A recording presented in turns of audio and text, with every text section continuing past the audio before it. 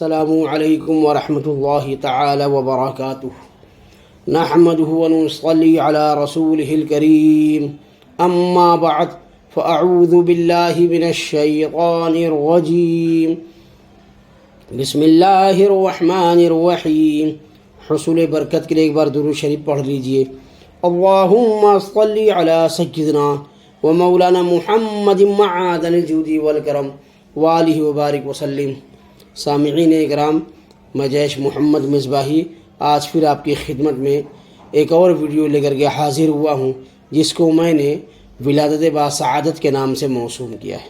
سامعین، سرور دو عالم صلی اللہ تعالی علیہ وسلم واقعے فیل کے 50 یا 55 دن کے بعد بتاریخ 8 ربیع الاول دوشنبہ کے دن مطابق ماہ اپریل 570 عیسوی مکہ مکرمہ میں صبح صادق کے وقت ابو طالب کے مکان میں پیدا ہوئے۔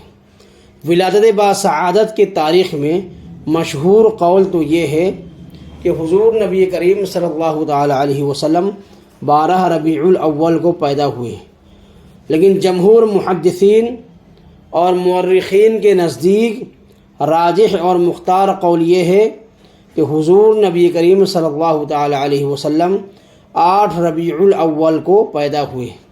عبداللہ بن عباس اور جبیر بن مطعم رضی اللہ تعالی عنہما سے بھی یہی منقول ہے، اور اسی قول کو علامہ قطب الدین قسطلانی نے بھی اختیار کیا ہے۔ سامعین اکرام، عثمان ابن ابی العاص رضی اللہ تعالی عنہ کی والدہ ماجدہ فاطمہ بنت عبداللہ فرماتی ہیں کہ حضور نبی کریم صلی اللہ تعالی علیہ وسلم کی ولادت کے وقت میں حضرت آمنہ کے پاس موجود تھی، تو اس وقت میں نے دیکھا کہ پورا گھر نور سے بھر گیا ہے، اور یہ بھی دیکھا کہ آسمان کے ستارے جھکے آتے ہیں، حتیٰ کہ مجھ کو یہ گمان ہوا کہ یہ ستارے مجھ پر آ گریں گے۔ اور عرباض بن ساریہ رضی اللہ تعالی عنہ سے مروی ہے کہ رسول اللہ صلی اللہ تعالی علیہ وسلم کی والدہ ماجدہ نے ولادت با سعادت کے وقت ایک نور دیکھا جس سے شام کے محل روشن ہو گئے۔ یہ روایت مسند احمد اور مستدرک حاکم میں بھی مذکور ہے۔ ابن حبان فرماتے ہیں کہ روایت صحیح ہے، اور اسی کے ہم معنی مسند احمد میں ابو امامہ سے بھی مروی ہے، اور ایک روایت میں ہے کہ بصرہ کے محل روشن ہو گئے۔ تو سامعین، جو ابھی آپ نے سماعت کیا کہ آسمان کے ستارے جھکے آتے ہیں، تو ستاروں کے زمین کی طرف جھک آنے میں اس طرف اشارہ تھا کہ اب عن قریب زمین سے کفر اور شرک کی ظلمت اور تاریکی دور ہوگی، اور انوار و ہدایت سے تمام زمین روشن اور منور ہوگی، جیسا کہ اللہ تبارک و تعالی نے قرآن مجید کے پارہ نمبر 6 میں ارشاد فرمایا ہے۔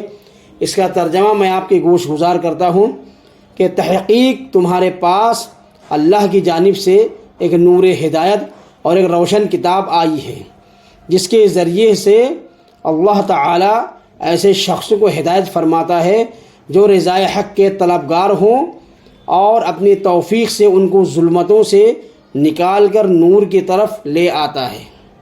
سامعین اکرام، کعب احبار سے منقول ہے کہ کتب سابقہ میں نبی کریم علیہ الصلاۃ والتسلیم کی یہ شان ذکر کی گئی ہے کہ محمد اللہ کے رسول کی ولادت مکہ میں ہوگی صلی اللہ تعالی علیہ وسلم، اور ہجرت مدینہ میں ہوگی، اور ان کی حکومت اور سلطنت شام میں ہوگی، یعنی مکہ سے لے کر شام تک تمام علاقہ آپ ہی کی زندگی میں اسلام کے زیر نگی آ جائے گا۔ چنانچہ شام آپ ہی کی زندگی میں فتح ہوا۔ عجب نہیں اسی وجہ سے ولادت با سعادت کے وقت شام کے محل دکھلائے گئے ہوں، اور بصرہ جو ملک شام کا ایک شہر ہے وہ خاص طور پر اس لیے دکھلایا گیا کہ علاقہ شام میں سب سے پہلے بصرہ ہی میں نور نبوت اور نور ہدایت پہنچا ہے اور ممالک شام میں سب سے پہلے بصرہ ہی فتح ہوا۔ سامعین اکرام، حضرت عائشہ صدیقہ رضی اللہ تعالی عنہا سے مروی حدیث ہے کہ ایک یہودی مکہ میں تجارت کی غرض سے رہتا تھا۔ جس رات میں نبی کریم صلی اللہ تعالی علیہ وسلم پیدا ہوئے تو مجلس میں قریش سے یہ دریافت کیا کہ اس شب میں کوئی لڑکا پیدا ہوا ہے؟ قریش نے کہا ہم کو نہیں معلوم ہے۔ یہودی نے کہا کہ ذرا پتہ کر کے بتاؤ کہ آج کی رات میں اس امت کا نبی پیدا ہوا ہے۔ اس کے دونوں شانوں کے درمیان ایک علامت ہے، یعنی مہر نبوت ہے۔ وہ 2 رات تک دودھ نہیں پیے گا، اس لیے کہ ایک جنی نے اس کے منہ پر انگلی رکھ دی ہے۔ لوگ فوراً اس مجلس سے اٹھے اور اس کی تحقیق کی۔ معلوم ہوا کہ عبداللہ بن عبد المطلب کے لڑکا پیدا ہوا ہے۔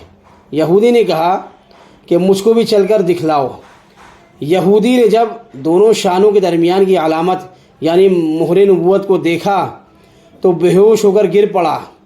جب ہوش آیا تو یہ کہا کہ نبوت بنی اسرائیل سے چلی گئی۔ اے قریش، واللہ یہ مولود تم پر ایک ایسا حملہ کرے گا کہ جس کی خبر مشرق سے لے کر مغرب تک پھیل جائے گی۔ تو سامعین اکرام، آج کی میری یہ ویڈیو یہیں پر مکمل ہوتی ہے۔ انشاءاللہ العزیز عن قریب ایک اور ویڈیو لے کر کے میں آپ کی خدمت میں حاضر ہوں گا۔ تب تک کے لیے اجازت، مرحمت فرمائیں۔